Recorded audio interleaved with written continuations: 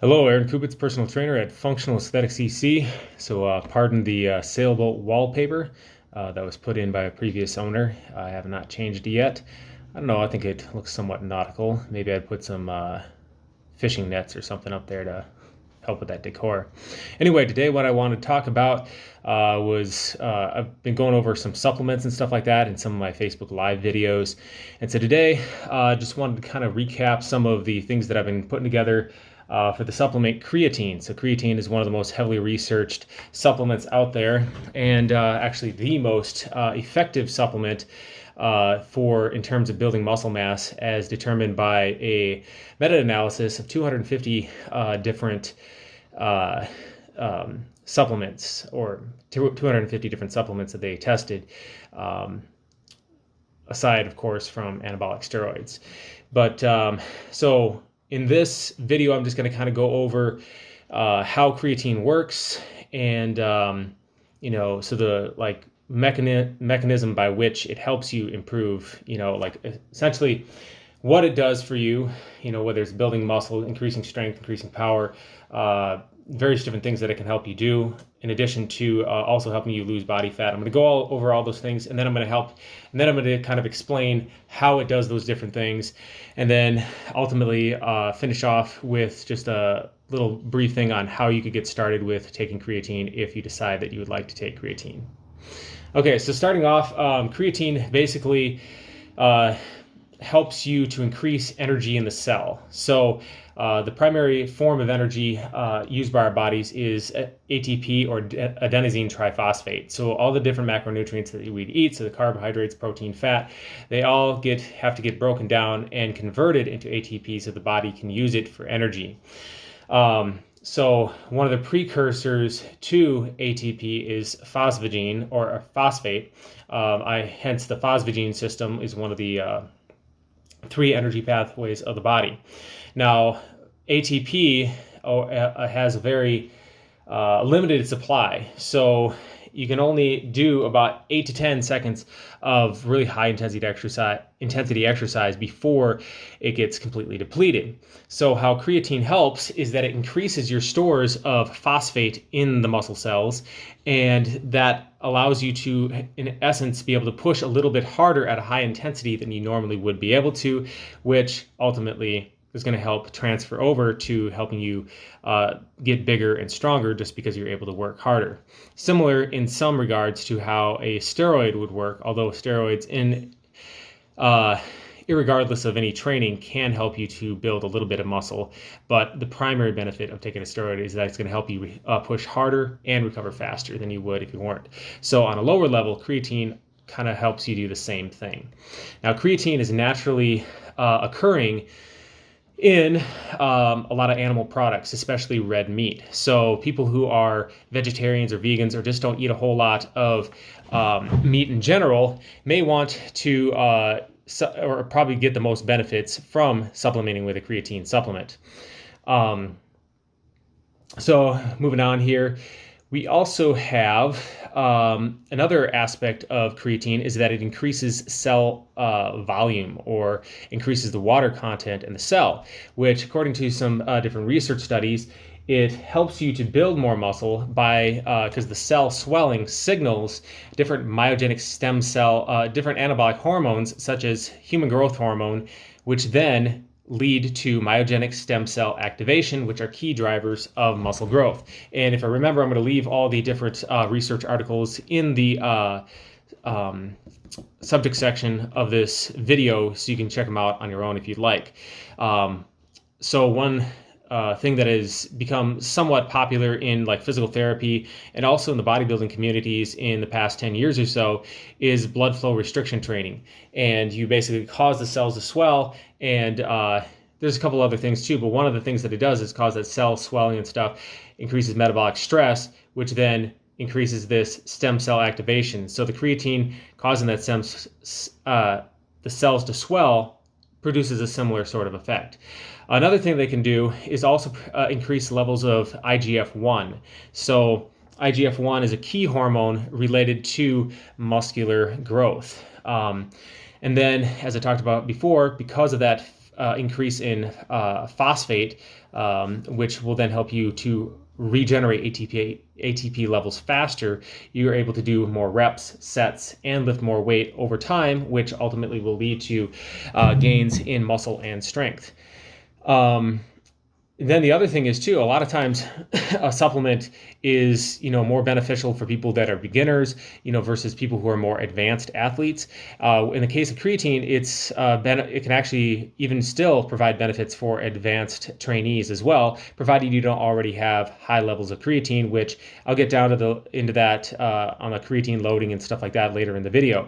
So they had a 9-week study where they tracked some Division I football, college football players, and they actually saw them. So I'm going to read off here what they had. Basically, they increased their 1 max bench press by 5.2%.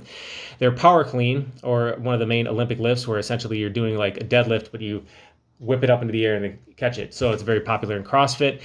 Measure of power. They increased their 1 rep max by 3.8%. And these are elite athletes. So people who are already been training for a long time, already have a high level of fitness. And even with that, they were still able to increase substantially in these lifts. They were able to increase their squat by 8.7%. They were also able to increase their high intensity anaerobic peak power by 19.6%, and their high intensity anaerobic capacity by 18.4%, which are quite significant. So most studies have found positive effects, and the average across all these studies is about a 5% increase in the average improvement of all metrics of strength and power. So now we're going to move on to increases in muscle size. So creatine is by far the most effective legal supplement for increasing muscle size, as I talked about before. There's 250 different studies, comparing, not 250 different studies, but comparing 250 different supplements for efficacy in increasing strength, muscle, and power, and creatine topped them all off. So creatine also, if you've heard of the hormone called myostatin, which, or not a hormone, but a protein called myostatin. So have you ever seen like those Belgian blue cows or whatever that are extremely muscular and almost look like they're a bodybuilder on steroids? That's because they have a deficiency in the myostatin gene, because the myostatin gene actually suppresses muscle growth. So sometimes very rare cases, you'll have like a child who is like 6 years old and he has like a physique of a full-grown man, very muscular and lean and stuff, just because he has an inhibition in this myostatin protein. So creatine can help to decrease that myostatin protein, making it so that you can actually increase your muscle mass more. In fact, in one study of well-trained athletes, they found that they actually increased their muscle mass by an average of 5.7 pounds while taking creatine, which is nothing to sneeze at. 5.7 pounds of muscle, especially if you're an advanced athlete. You're typically not in the beginning. You can start making a little bit more progress like that, but generally for a beginner, even like a beginning athlete, if you're adding like a pound of muscle a month, that's pretty significant. So 24 pounds was added to the biceps curl on average. And biceps curls aren't something that you're typically doing a lot of weight with anyway, so as a percentage-wise, it's pretty heavy. 70 pounds on average was added to their leg press. And then was also interesting was that when they reviewed and did this meta-analysis of 150 different studies, they showed that there was an average of 2.2% increase in lean muscle mass and 3.2% increase in or decrease in fat mass. So overall, you're getting bigger, obviously, because if you're building more muscle and then you're also maintaining or even slightly decreasing your fat. So maybe all they did was just build more muscle, and so then it caused this decrease. But because the decrease in fat mass was larger than the increase in muscle mass, that shows that they were actually losing a little bit of body fat as well at the same time by taking this. Now, you could say that's probably due to the fact that they're when you're able to train at a higher intensity. For example, you look at like track and field athletes, sprinters and stuff like that. They typically have a very lean muscular physique because they're of the way that they train. It's increasing human growth hormone, testosterone, spikes up catecholamines like your adrenaline, noradrenaline, things like that. They're all very potent muscle building and fat building hormones. And so when you are taking a supplement that allows you to train at a much higher intensity, it's only makes sense that you would be able to see that. So that about wraps up what I have for creatine here, maybe in a future video, because there is some studies that are coming out recently talking about the benefits of taking creatine for muscle, or not muscle, but from a cognitive standpoint. Maybe I need that, right? I was losing my train of thought there. So taking the creatine to help you with your memory and your cognition. And so maybe I'll do a future video specifically on that. Also, and I think this other thing that I was going to say, I'll leave for a later video as well. So to wrap this all up, how would you start taking creatine? So typically, like with most supplements, you'll have a loading phase, and then you go back to like a maintenance phase. So in the beginning with creatine, for a period of 5 to 7 days, you're going to take multiple doses of 4 to 5 grams of creatine throughout the course of the day, almost similar to how you'd split up your meals for bodybuilding.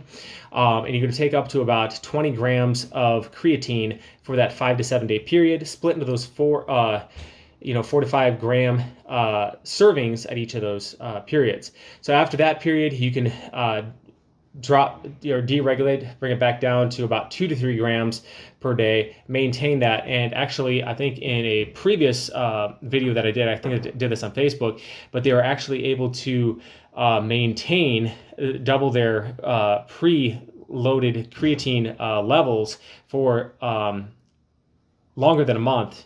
At that, just taking 2 to 3 grams a day after the initial loading phase. So highly effective. As I stated at the beginning of the video, the people that would be probably more likely to benefit from taking creatine are people that don't already have high creatine levels. So if you don't eat a lot of red meat, if you don't eat a lot of meat in general, if you are a vegan or a vegetarian, then you will probably see the most significant gains from taking a creatine supplement. All right, guys, thanks for taking the time to watch the video. Hopefully you found some information in this video that would be beneficial and you can take to go and help you make a more informed decision on whether or not you would like to take creatine and use it in your arsenal. One thing that I would like to say before I close out the video is, like with any supplement, make sure that you're getting the basics right. Are you getting a good balanced diet from whole foods with a good mix of quality proteins, carbohydrates, fats, getting your vegetables? Are you getting enough sleep? And are you training with a proper training protocol? After you have all those bases covered, if you would like to go then take some supplements to help further advance your training, then do so. I like to give the analogy of how when I was a child, actually, I guess I was more like junior high, high school age, and I was very much into long distance running. And I had some friends, my cousins were starting to get into mountain biking, and they bought themselves some really fancy, expensive bikes, $1,000 bikes. And I had some cheap Walmart, $200, $200 bike or whatever. And we did a time trial or whatever, and I beat them significantly on my cheap, crappy bike, simply because I had more training experience and my fitness level was higher. So all these supplements and things like that, I would recommend taking them once you hit that wall in your ceiling. You're doing all the other aspects of your training right, and then once you hit that ceiling, then start taking these other supplements to help push your performance forward. Because otherwise you don't know if it was the supplement that was actually helping you or if it was just the continued training. So you want to make sure that you got your training, your diet, your sleep, your stress management on point, and then consider taking some supplements. So guys, thanks for watching the video. If you liked this content and you'd like to see more content related to how to maximize your performance inside and outside the gym, supplements, dietary recommendations, training protocols, as well as things you can do to help prevent and help come back from injuries should you get them, then consider subscribing to the channel by hitting the button in the lower right hand corner of the screen here. Yep, if I can get that right. And then hit that like button if you liked this video. Thanks, guys, and we'll see y'all next time.